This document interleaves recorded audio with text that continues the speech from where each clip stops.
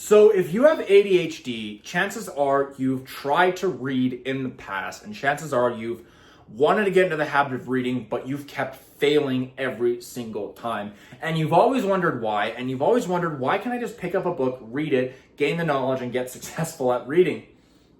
And that sort of question has caused you just to give up. You just don't get on reading. Causes a lot of inaction. Well, there are two things that are causing you to not be able to become successful at reading and to not be able to actually pick up the habit. And those two are, number one, you are way too bored at what you're reading, and number two, you get overwhelmed. Well, in this video, I'm going to show you how to overcome these two obstacles that, frankly, can cause anybody to not pick up reading. It's actually, these two excuses are probably the most common things I hear from people who don't want to read. I actually remember back when I was beginning how to read, I remember that was both of them were the number two excuses why I wouldn't read. Every book I picked up, every book I would try to read, I would get bored after even the first few pages. I'd be like, hey, I'm bored, I don't want to read this. Or I would look at it and the book would be this thick, and I'd get very, very, overwhelmed. So I'm going to show you how to overcome these two obstacles. So you are probably, as somebody with ADHD, people with ADHD, you get bored very, very, very easy. And it's understandable, right? It's the way our brains work. When we're being told to do something, especially like we're like in school and like when you're in the school system, when you get told to do something that's very boring, let's say your teacher hands you an assignment, you don't really want to do it, and you're just like, whatever, you kind of get mad and upset because you don't want to actually do it. Because as people with ADHD, we get bored very, very, very easily, and there's just things we don't want to do, which is perfectly understandable. So chances are one of the main reasons why you keep failing at reading is just you don't know, or you're not interested in any book out there. You get bored very easily. You don't want to read it. And it's understandable because I personally, I'm not going to pick up a book that I find stupid, that I don't really want to learn, that I just picked up because the millionaire on YouTube said I should read this book. It's like, no, I'm not interested in that book. Say, for example, if it's about meditation, for example, I'm not interested in meditation, right? No, not me, but I could be talking about somebody else. I'm actually very interested in meditation, but I could talk about someone else. They could be like, well, I'm not interested in meditation. I don't want to read it, but the man on YouTube said I should read it. So they buy the book, they read literally not even half the book, and they get bored. I remember this has happened to me for a lot of books where I've gotten $40 books, I've opened them, got bored within the first few pages, and I just I don't want to read this, so I just put it away. Because why would you read something stupid that you don't actually want to learn about? Why would you read something that you don't care about? It's not a skill you want to learn. So the best way to overcome this is to find books that you find interesting. Find books that you actually want to learn about, a skill you want to learn about. So what do I mean by that? Or how do you do that? Well, there's two ways of doing that. What are you passionate about? Number one, what are you passionate about? What is something that you just always loved and you always want to learn? So for example, let's say I want to learn how to cook. I want to cook amazing meals, Gordon Ramsay style meals, Top Chef style meals. What book am I going to buy? Am I going to buy a book about fitness? Well, maybe buy a book about fitness, but am I going to buy a book about bodybuilding, or am I going to buy a book or cookbook, right? Let's say, for example, I'm in a bookstore and there's two books in front of me, bodybuilding and a cookbook. Which one am I going to buy? If I want to learn how to cook, if I'm passionate about cooking, I'm going to buy the cookbook, right? And this can be anything about, you could be passionate about fitness. You could be passionate about nature. You could be passionate about history, for example. History is very good. You could be passionate about politics. You could be passionate about certain philosophers or certain people with autobiographies. Find what you are passionate about. Because the thing is there are millions, if not billions of books out in the world. And every single book is tailored to a specific set of people. Like I said, if you want to learn how to cook, cookbooks were made for you. If you want to learn about finance or business, finance books are made for you. You want to learn about politics books are for you. Or history books are for you. It all depends what you are just passionate about. For me, I've gone through phases of my life where I've been passionate about fitness, I've been passionate about mental health, I've been passionate about finance. So I think about my passions and gear my interest in books towards what I'm passionate about. So for example, right now I'm passionate about finance. So I'm reading a lot of business books about how to start a business and how to make money online, how to make a lot of money. Those are the kind of passions that I have right now. So I'm reading books. Actually, I don't have, one of the books I'm reading, I'll show you right here, is The Millionaire Fastlane by MJ DeMarco. This is not a sponsorship or anything. I'm just saying that is what I'm passionate about right now. So that's the book that I'm reading right now. But you could be passionate about about spirituality. So at one point I was passionate about spirituality and heightening my spirituality. So I would read The Way of the Superior Man by David Data. Now, like I said, not sponsoring at all. I'm just saying these are the books that I've read when I've gone through certain phases of my life that I've been passionate about. So find a area of life that you are extremely passionate about at the moment and gear your interest in books towards that. So that's number one best way to find a book, and it really narrows it down to a few books out of the billions, if not the millions, if not billions of books out there. And there's also another way you can do that. You might be asking, it's like, well, I'm kind of really not passionate about something right now, which is perfectly okay. We all go through phases of our life where we're interested in different things. Another question I would ask you is, what aspect of your life are you the weakest at? What is an area of your improvement, your self-improvement that you are weakest at? Is it fitness? Is it mental health? Is it finance? Is it spirituality?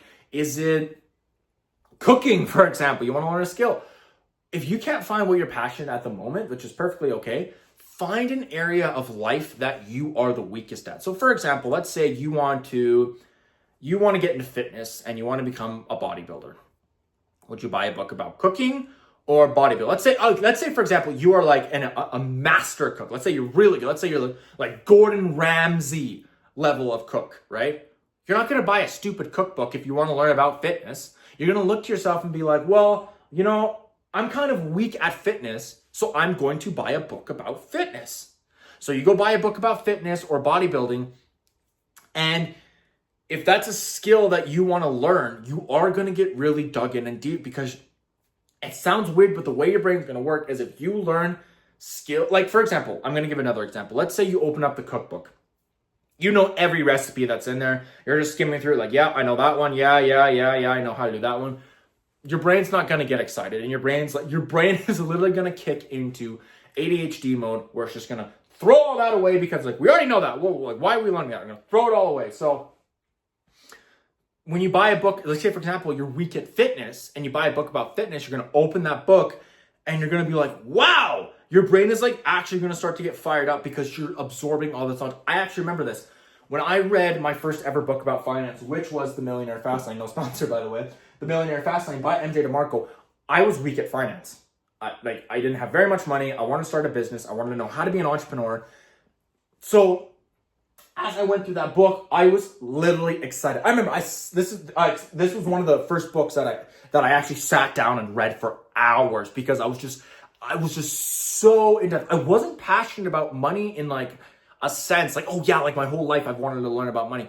I found an area of life that I was the weakest at, which was my finance. So I would read books about finance. And at this point, here's the thing. At this point, I was already pretty strong in fitness. I was in shape. I am still in shape. Fitness has been my strongest suit. So if I picked up a book about fitness, I would not be interested in it, because it's yeah, I know that. I know you got to count your calories. I know you got to track your macros. I know you got to get enough protein, 1 gram of protein per pound of body weight.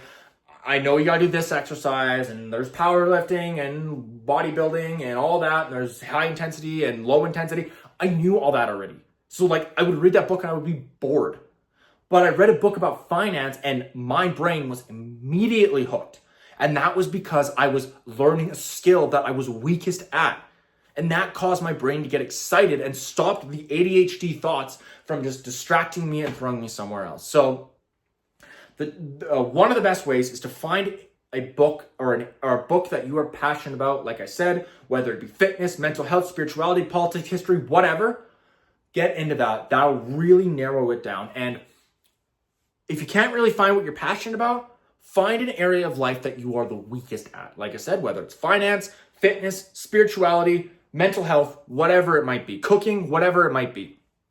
Find those two areas. And how do you do that? Because it sounds very vague, and I don't expect you to get the answer right away. I don't expect you to just know it right away. And as soon as you click this video off, you'll be like, okay, I know exactly what book I want to read. But an actual step for you could be right now is as soon as you click this video off, as you go throughout life and as you wander through the world, just really start to think.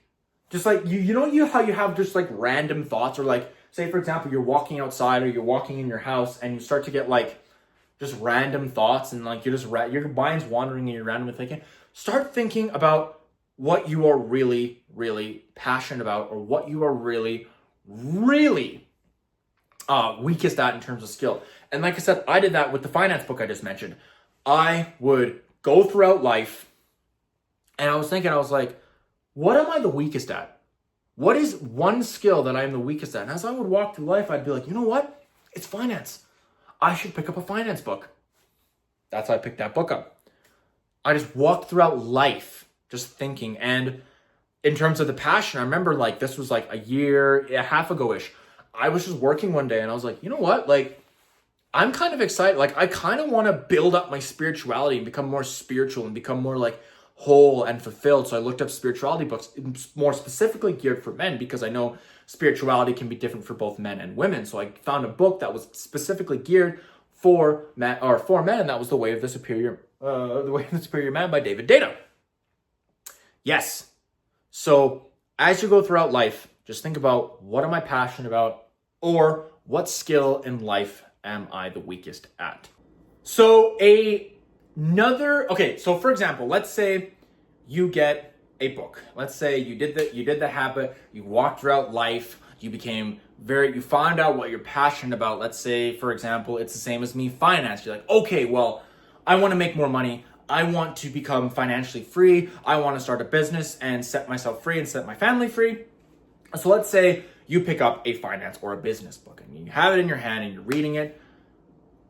Problem is very likely, especially if you have ADHD, you have not trained your brain to actually read. Because reading is a skill. It sounds weird, but reading is a skill and reading is a habit.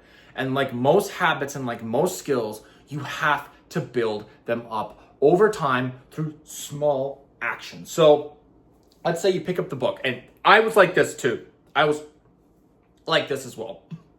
Let's say you pick up the book and you're like all excited, like, yeah, finance, I'm gonna make more money.